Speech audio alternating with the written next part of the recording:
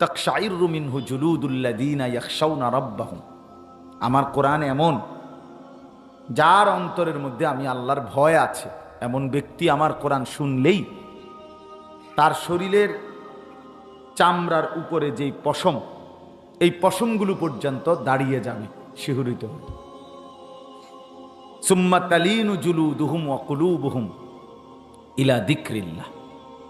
আল্লাহ তাআলা বলেন, আমার কোরআন এমন যে যখন মনোযোগ দিয়ে লম্বা সময় শুনবে আল্লাহর কোরআন, তো এক পর্যায়ে তার দিল নরম হইয়া তার সমস্ত দেহ এবং অন্তর পুরাটাই আল্লাহর জন্য ঝুঁকে পড়বে।